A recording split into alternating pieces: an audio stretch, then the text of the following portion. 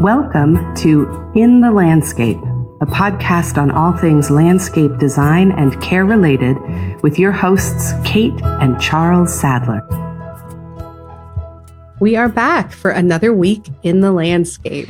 So excited to be in studio today. I'm with my co-host, Charles Sadler. And I am Kate Sadler. And this is the In the Landscape podcast, where we discuss all things landscape design, history, a little bit of ecology, some horticulture, things that capture our interest. And the topics are many, and that's why we sort of bounce around from topic to topic. And travel too. Absolutely. Just travel. Seeing often, being in a new region opens our eyes. And then when we come back to a region we may be familiar with, we see things differently.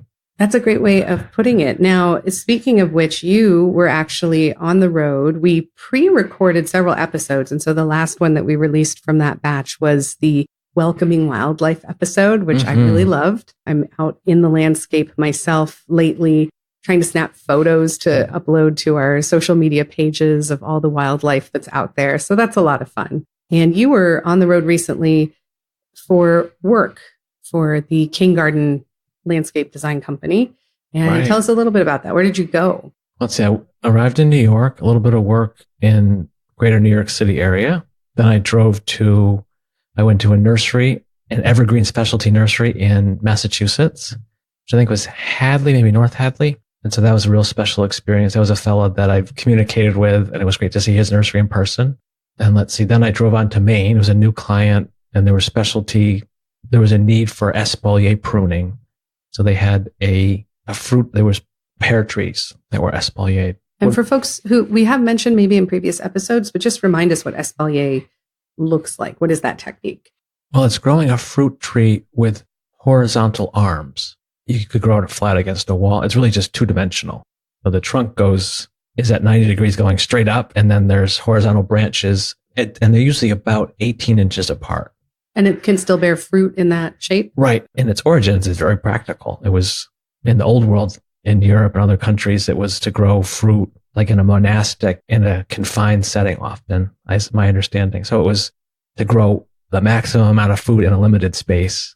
And sometimes it was to grow, if it was on a south-facing wall, maybe you have a fig tree that's espaliered that wouldn't be quite hardy in, let's say, northern Italy. Great. So for those of you who are new to the podcast, if you go back a few episodes, you'll see we did one all about fruit, and we do mention some espalier techniques there. That's pretty cool. So you were at this property to work on this specific type of pruning, and this was all the way up in Maine. How was the weather up there? Was it starting to get fall-like? I was surprised there was more fall color from New York, Massachusetts. I went to New Hampshire briefly, and in Maine, there was a fair amount. It was a pretty drive. So it may sound like a long way to go to do pruning, but we do get calls from all over the country, sometimes even other countries, for the specialty work that we do specific to pruning. And it's just because the community in which we're being asked to visit may be underserved in terms of just sheer expertise. There's a lot of really phenomenal landscape maintenance teams out there that are doing really good work. And there's just a knowledge base that we tend to bring to our for-profit company. That is one of the reasons we started a podcast, because we thought we'd share that knowledge in a different format. Right. In the design world, it may be more visible, but you think you buy a coffee table garden book and there's the designer from a country other than where you live. And people of certain economic means could hire that person. He or she could come visit their country. And so that's pretty common. I mean, throughout history, that's gone on. And so the garden care, we call it design care. So caring for the garden with the same attention as the designer designed it. We travel just like the person who designed it originally does. That's a great point. Yeah. Well, it's certainly a means of making a living for us, but it is also a real passion to be able to bring like good care practices into landscapes all over and make sure that we're educating people about best practices. We very often even educate the maintenance teams that are there. Like it's not that we're going to come in with our own crew and kind of take over a landscape. We're really there to train in the techniques that we happen to be trained in. And so that's a really nice kind of exchange that we get to be a part of. Right. We meet great gardeners, landscape professionals all over. It's a nice community. Really is. So speaking of that, we are actually going to start developing distance ed courses that we'll be hosting on our website, kinggardeninc.com. So stay tuned for that. We'll talk about that a little bit more in future episodes to help people find that. Those are going to be ranging on topics from soil science to how to hand prune your ornamental shrubs and give you guidance with videos and lectures and lab assignments. And it could be really quite exciting for people who want to go that extra step in terms of their knowledge. So anything else about the road trip that you want to share with our listeners before we head into our topic for today? Well, see, a destination I went to, it's called the Berkshire Botanic Garden. So it's like Western Massachusetts, the Stockbridge area. There's an Norman Rockwell Museum there. There are some historic communities where houses are preserved from the 1700s. That's a very special botanic garden, the Berkshire Botanic Garden. And there's many educational components. So as you're traveling through different garden spaces, there's a new topiary garden. A couple donated, I believe, I understand it, topiary from their own garden, which came from Connecticut, which was transplanted to Massachusetts. It's not that old of a botanic garden. And so it's vibrant and there's new components and education. There's a new buildings. It's a nice destination. That's excellent. So we'll see if we can share links to that in the show notes, links to some of their maybe social media pages, or see what's going on there for people who are going to be able to make a stop there and check it out. That's right. A great reference. It's easy to get to. Today's topic, we have covered, as I've said, ecological topics, horticultural topics, how to plant, how to do some irrigation. And in one episode, we talked early on about how you would begin to plan your own design. Like if you were going to not just maybe plant a bed with some annuals and perennials for a specific short period of time, but you were going to put together a more designed landscape, although the beds require design too. That there's this element of planning that goes into it. We addressed that in one episode, talking about getting your survey and looking at sunshade and the seasons. So all of that's great. We wanted to get a little more specific in terms of a design topic. And so today's episode is all about the outdoor room. So the outdoor room, as we enjoy doing, we did some history, looking back to the past, which always informs where we're going, where we've been, so to speak, as a culture. I mean, I feel like good design, it's always building on what has been done. Maybe there's improvements. Maybe there's no improvements needed. Like a tree provides shade. That's a timeless, that doesn't need improvement. One country that we look back to sort of see when this idea of an outdoor room, if you look back to Persian garden history, which is about 4000 BCE, the earliest research, which I found, is showing that some of these earliest garden spaces, and there's a term, a paradise garden.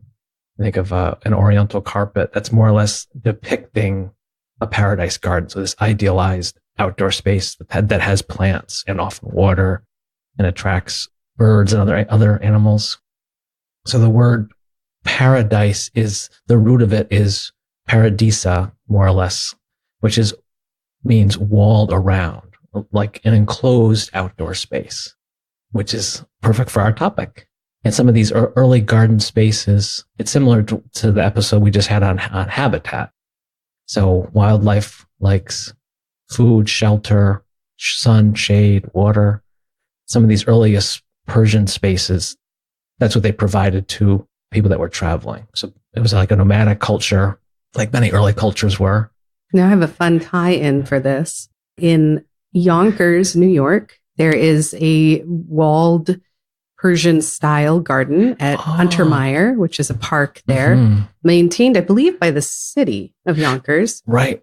And so this walled garden is gorgeous. I mean, it overlooks the Hudson River Valley. It has these gorgeous walls. It has some statues, has the water features, as you say. And then it has these little alcoves. So there's one in particular that's a bench that's covered by a trellis that looks out over the river in this beautiful walled garden, as we're discussing. And that's actually where you proposed to me. Yeah, very special location. One I'll never forget. So I thought that would be a nice tie-in to this topic, because it is that sense of safety, that sense of having enclosure around you and an ability to see out into a lush garden or even into a view that is this, as you've said to me before, almost human ideal. And I think it harkens back to our time in caves or in plains of Africa with trees at our backs or something along those lines. Correct, This right. almost biological need to feel sheltered with the ability to see out. That sort of informs how we end up using some of these outdoor spaces. It can't be too closed in, but that sense of safety and shelter is really nice. Right. It's like there's a sweet spot, like you'd say, where you think of there's a ground plane where you're walking or sitting. Then there's the overhead plane, which if you're outside at the sky, which is at a very high ceiling, or if there was a tree, that ceiling, or if there was another structure. The one at the Untermeyer Garden, I believe if I'm remembering my architecture history, a pergola is often attached to a building. A loggia is a structure that provides shade, not necessarily a solid roof though. And I think that's where I proposed to you under. It's like there are 4 posts or 4 columns and then a trellis on top for vines. So it's allowing in some sunlight, but there's some shade. And it happens to be right next to a monkey puzzle tree, which is one of my favorites. Oh, right. Yeah, it's a very special spot. So in terms of outdoor rooms, I thought that would be a nice tie-in. And it's really interesting to think that the historical record shows that there was this type of cultivation as far back as 4000 BCE. And of course, I think if we were to look at the history of countries like China and India, we'd probably see similar efforts at cultivation in this like private space. So if you think of the outdoor space, there's a practicality of what is the ground, and then what's the program, which we can get into at some point in the episode. And so there's all different. If it's just soil, that could be very nice, but it could become muddy, it could become dusty. If it's a stone paving material, that could last forever, but it could get very hot. Or when it's cold out, it could be cold. So the materials. So thinking of your ideal outdoor space, there's the floor, the ceiling, and the walls. And since it's outdoors, I would say there's even more materials to choose from than indoors. And they all have different benefits, different, costs of all different types. Or there might be like a maintenance cost, or it might look beautiful one time of the year, another time of the year, there's no leaves, or it's too hot during one season, or it's too cold. That's a really good point. Of course, then we'll get sort of toward the very end of the episode to the part where we get to shop and accessorize and think about what kind of furniture we're going to include in the space. And, if we're going to have a fire pit versus a grill, or depending on what our need for the space is going to be. This is design focused. How would you figure out what the program is meant to be? We talk about this in our episode about like broad landscape design. Program is really important, and view how you are going to be in a space and both see into that space and see out of that space. Yeah, you're right. Standing in this space, which you anticipate you'd want to use. We talked about in one of the planning episodes, marking out the space. So if maybe it's a very big space and you want a space to gather within that, having things oriented. Architects love the term a center line, where you draw a line off the center. If it's a colonial home, central entrance. If it's an Asian style home, maybe it's an asymmetrical entrance, but it's the outdoor spaces. It definitely doesn't have to be symmetrical. The outdoor spaces don't have to be symmetrical, but they should relate to the home or to the buildings. If they don't relate, so if you say, we're going to just do whatever, we're going to have a free form, there could be a disconnect. Or maybe there's a tree root as you're walking from the building to your outdoor space. And every time people walk, they trip. And so just with a little bit of planning, and then maybe the best view, for instance, this happens all the time. These beautiful properties we work on, there's a vista from the home and there's an outdoor space. Wouldn't it be great to be sitting out there and enjoying that view? If you reverse that, so maybe there's an outdoor fireplace and there's furniture, and then you might lose the view of that beautiful scene from when you're back in the house. So it's definitely nuanced to think, there's costs and benefits for all these decisions. And so good design, it just systematically goes through in ways. This would be 3 months of the year, we're going to be right on the edge of the water, this great view. 9 months of the year, we're going to be in the house or the other type of a building, and we're going to see this outdoor patio is going to block our view. And then weighing those costs and benefits. So you're starting to figure out the program. And I know one of the limiting factors to my enjoyment of outdoor space, believe me, I love to be outdoors as often as possible.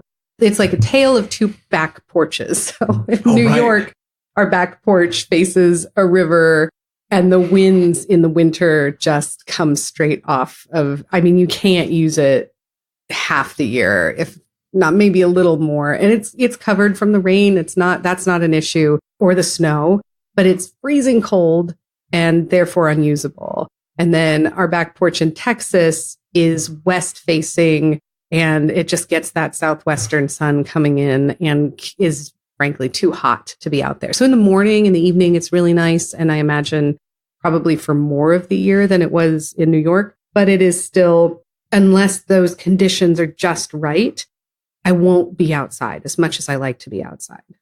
Right. So if the goal, let's say, is to be outside, so the amount of sun and shade and wind is very important. And that's like in these early gardens, like the Persians, I mean, they were creating spaces that created shade.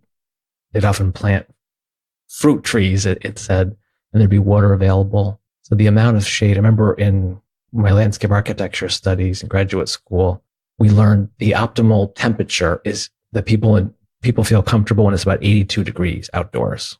And you can observe this. You could try this out, see if this is true in your region. When you're in a public park at 82 Fahrenheit, of course, if it's above that, people are going to seek out shade. And it never fails. If it's 86 degrees and there's let's say like a public park with seating, if it's 86 degrees, most people are not going to sit in the sun. Maybe there'll be children playing that are, like oblivious to it. So having that in mind. So here, like in Texas, it's above 82 a lot of the year. It's like close to 100. So yes, there's periods of. We're approaching October here, and it's more than 82 degrees outside. So just knowing that in the Northeast, in the Mid-Atlantic, into New York, into New England, it's not above 82 in New England that long, really. It's maybe months, but it's not many months. So if you're, let's say, designing in New England, like when I spent time there recently, there was a discussion about a pergola, having an outdoor space that would provide shade. People may think that would make it comfortable, but it could be too cold. Where the time that you would use that, like let's say in northern New England, where it's going to be shady, you're creating something that's going to be shady all year, it might not be warm enough. And so there's all kinds of, but for that sense of that comfortable overhead plane, maybe there is a pergola or a loggia, but it's very open. So there's columns, and then it's only shading, let's say like 10 or 20%. Where if you're in the southern US, maybe you want like 80% shade. As with many things, it just means my tendency would be to go quickly, to say, I want to have this outdoor space. I am going to go to the outdoor furniture store and start buying pillows, because that's my priority, is colorful pillows, maybe some outdoor containers for plants. But this concept that we keep coming back to in terms of design is it really is about problem solving. Like how is the space going to be used? How are you going to be most comfortable? How are you going to make it inviting? Sometimes making something inviting is having it a little bit less.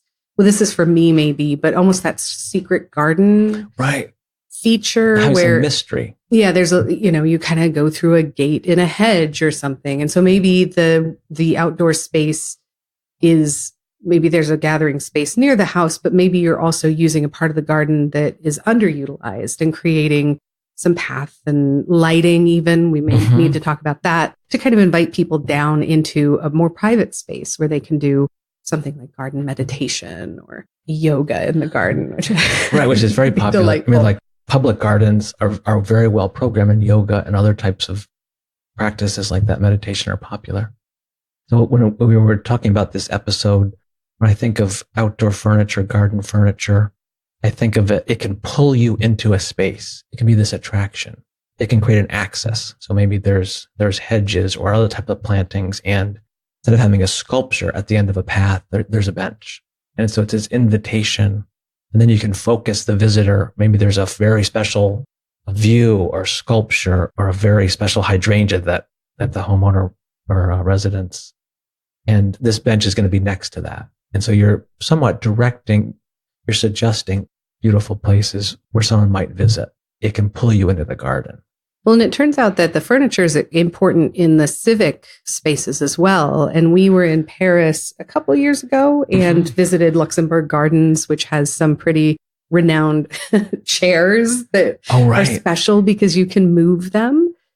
In a lot of cases, garden furniture is, I almost want to say heavy, like it is a bench or something that is fixed and not intended to be moved around. But maybe one might want to think about having some movable furniture so that people can adjust it. And then that gets you into the whole range of special outdoor chairs. And it's so iconic. I think I was mentioning on PBS, there was a cartoon where the characters visited the Luxembourg Gardens and they mentioned the chairs because this idea of being able to create conversation groups or come perch by the poolside is really almost, a democratic way of using a park. And being able to move them in Midtown Manhattan, there's a French-inspired park, which Laurie Olin's firm, Olin Partners, redesigned. And so it's in the French spirit. And they have those same, the company is, if I'm pronouncing it right, Fermob, it's Fermob. And so they've made those Parisian bistro chairs. That's the style that's in many French parks. And is it Bryant Park? It's in Bryant Park.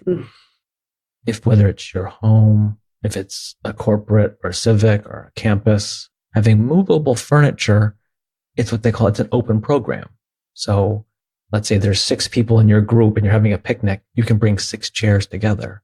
If you're there by yourself and you're meeting a friend, you could maybe pull one chair to itself. You want a little privacy. And so that open program, so good parks, and also residential spaces, there's a variety of options. There's maybe fixed seating that is a destination. So that might be a heavy bench or a seating that's not movable, or even a seating wall. And so what's neat about a seating wall is when it's not used, it doesn't look empty. So seats, when they look empty, some people would say that if you like a park, having some seating that when it's empty, it doesn't look empty. Like seating walls, that would be the case. And so in Luxembourg Gardens, they developed a whole line, the same company, this Fermob. There's like a Luxembourg, it's called the Luxembourg range. That's now become internationally renowned, desirable, and there's all different. There's one that's particularly cool. It's a reclining chair. Now it looks like an upright chair that's been bent or melted, and they come in very cool colors. And so it's just a simple element which can create this language, and you can have that same language in your home, having this cohesiveness of, that maybe it's a color that accents other elements. Yeah, my other favorite reclining chair for the outdoors is the Adirondack chair. It seems like a stargazing chair to me, or maybe you'd watch fireflies in that chair because it is a steep recline. I mean, you're really you're committed to relax, right? And that actually, to be fair, it does sometimes make it a little hard as a conversation chair. So this concept of how it's actually used, I mean, it's really a go-to. Like we have an outdoor space, get some Adirondack chairs. They look fantastic. They come in great colors. But if it doesn't serve the program, maybe it's not, we've talked about the right plant in the right place. Maybe it's not the right furniture element in the right place. So trying them out, that's with some furniture companies, carpet companies, they will let you bring it home. So I don't know if a furniture company for outdoor furniture would do that, but to try it out as best as possible, try it out to sit in it and imagine how it's going to be used. Well, and sometimes, I mean, we've talked about going to gardens to see our plant choices at their full maturity. And a lot of parks, as we've said, might have chairs that we can try. Some of these gardens will have specialty furniture that you could. So it may not be that you even need to bring it home, but just be observant of what you're experiencing and what you like and dislike about what you've encountered. Maybe even in your neighbors or friends' yards, what really speaks to you and what do you think you can incorporate? Because at the end of the day, as we've sort of talked about, budget is a factor in this consideration that, outdoor furniture is not inexpensive. Certainly all of my pillows and lanterns and hangings are going to add to the cost. So thinking carefully about what you're going to use and the level of maintenance or care that it's going to need is important because these are more they're not necessarily highest ticket items, but they can be. I mean, it can certainly add up if you're trying to decorate a full space. And the factor is if the furniture is going to stay outside, it has to be very well made. Or let's say a beach chair. It is not that well made generally. You're going to fold it up. It spends time maybe you're in the trunk of your car or your garage or your shed. But if it's a wood, if it's cedar, teak, oak, a tropical hardwood ipe, if that chair is going to stay outside all year, has to be very high quality. The hardware that it's constructed with has to be very high quality. Now, what about flooring in terms of these outdoor rooms? Because we have grass, or turf, we have keystone. And one of the drawbacks to having your furniture outside is that it can often be kind of unbalanced because it's, not quite level. So do you have any suggestions for what you would do to ensure that? Or are there surfaces that you recommend if people wanted to maybe stay away from the full concrete pad? Okay. Yeah. Good question. So that's, I guess, really thinking of the program. I mean, some of the big categories of outdoor spaces would be a dining area and then a secondary. The secondary area would be casual seating. A dining area, you can imagine when you get up from an upright sitting chair, you have to push it back. So if you're in a gravel, pea stone, on lawn, it's not the most comfortable unless it's just a temporary setup. So a material, a paver, whether it's brick or a type of a bluestone or another type of a stone, that's going to be easier. It's going to be a level surface for a dining area. If it's casual seating like Adirondack chairs or like a reclining chair, those have substantial feet more or less. And those I find are pretty level even on lawn. So thinking how you're going to use it, what's reasonable, the flooring material, it needs to be considerably larger than the furniture, as you need what you call a traffic pattern. So you have a space where you're going to go to and from a house and you're not going to have furniture within that traffic area. And so accounting for that. If you don't account for that, you get this beautiful outdoor gathering space and then maybe you're going to trip off the patio because there's no room to get from the house to the gathering space. And I'm pretty sure there are formulas that designers and architects use to kind of map out what that space typically should be. If we can find a resource online, we'll post that because it would be too much to go over each. If you have a counter, you need this much clearance. And that might be a little bit much for one episode, but that concept is really important. And, so if your space happens to not accommodate the full dining set, maybe there's a design solution that would be more modest, but still really work with the space and still give you that sense of extra room for your living. And the size of the furniture. I remember there was a client in Connecticut and she had traveled to beer gardens in Germany. And there's a certain style so there you have hundreds or thousands of people that are gathering outdoors. And there was a special furniture that she wanted to get for her home in Connecticut where it was a long, thin table and the chairs, they're perfectly comfortable, but they were very low profile. They did not take up much room. So the table, I might have took up 40% the width of a normal table. If you're at a big beer garden, you can maybe pack almost twice as many people. And so the beautiful full-size table, there might be a lot of lost space. And so to really carefully think, is the furniture fit the space? Is there room? It's nice to have potted plants outdoors. That makes an area feel welcoming. And so those take up quite a bit of space. There's all kinds of tricks. There can be hanging plants above you. There can be outdoor curtains, outdoor fans. The temperature is very important. So thinking if it's attached to the house, a pergola, it'd be reasonable to have an outdoor fan or an outdoor heater. So we've talked about climate control, flooring, furniture, the overhang. What about walls? And why would walls be important in terms of seeing into a space? Having some enclosure feels comfortable. So there's that term, it's a term called the fishbowl effect. You can imagine if you're a fish in a fishbowl, all eyes can see in.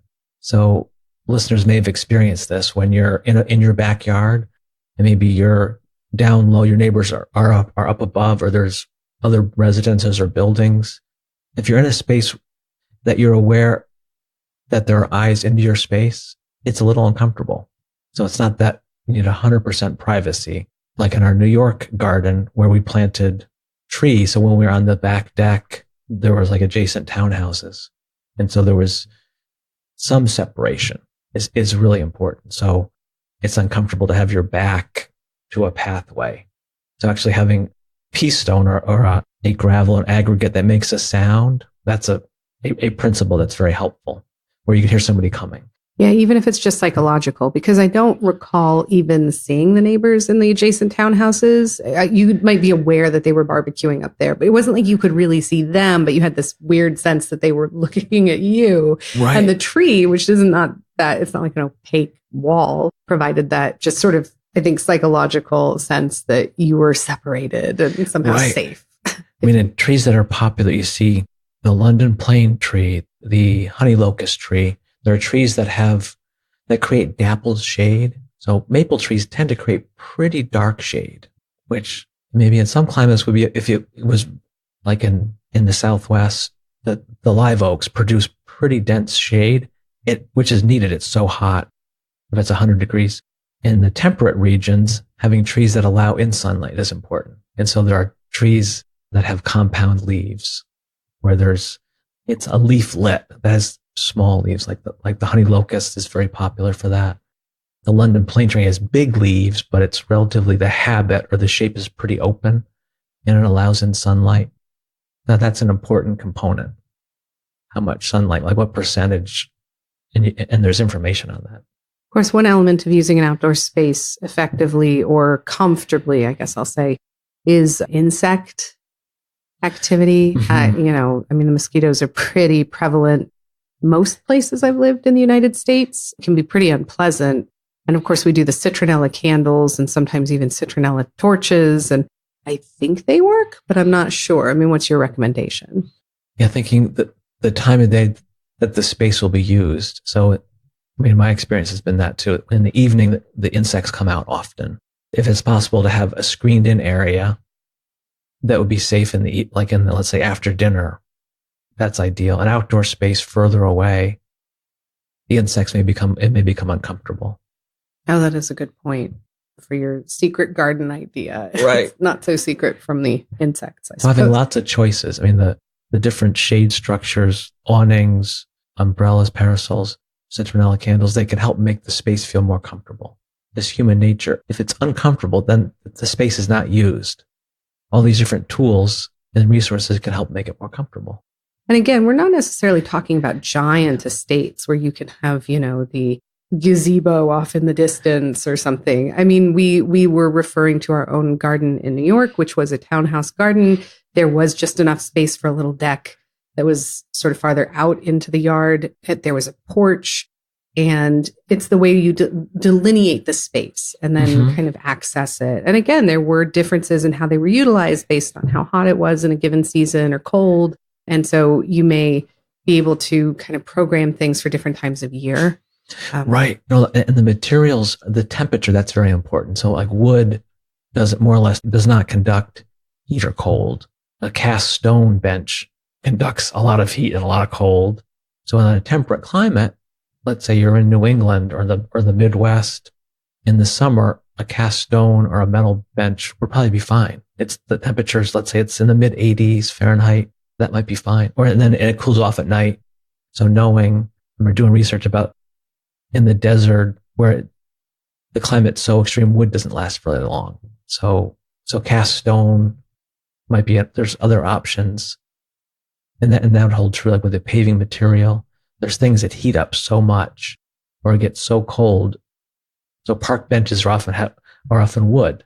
There's a component of it because it's comfortable. Although I suppose in the desert where it cools off so much at night, if you're not going to be out in the daytime anyway, but you have a material that kind of warms up and stores the heat like concrete or cast stone, then you have something that's sort of like still warm-ish as the evening is cooling down. So it really is like so specific, and it's all about kind of thinking it through. Again, don't be like me and go straight to the catalog and look for the teak furniture and the beautiful cushions necessarily. Finally, there's a great benefit. Again, we're not talking about the epic estate. Those are really fantastic. But if you don't have the gazebo, you can always put up an umbrella. that there are elements to kind of like the movable furniture. There are elements that you can have in the landscape that are not fixed and yet can create this sense of space. And you can change it up. And wind is a factor. So if you're building a structure, an architect, an engineer, they're going to assess how to safely construct something. So non-fixed elements like furniture, umbrellas can be dangerous in the wind. And so that's just like an added step of when you're not using it, that it's secure. And where would you store it? Oh, right. Like just making sure that it's going to be practical. It's the storage of the furniture. That's a pretty big element to think. Maybe let's say it's a special wood bench that maybe costs 2 or 3 times other furniture. But if you're able to leave it there all year, as opposed to having to move it, that cost and that benefit might be worth it. You know, to really think every November, we're going to have to move these 12 pieces of furniture indoors. Then there's also furniture covers, and that can, and for fire pits. And so there's, thinking it all the way through and what's reasonable, like knowing yourself, what am I going to want to move 12 pieces of furniture? And that is a good point. Or maybe putting covers on it, not a big deal. Yeah, very good point.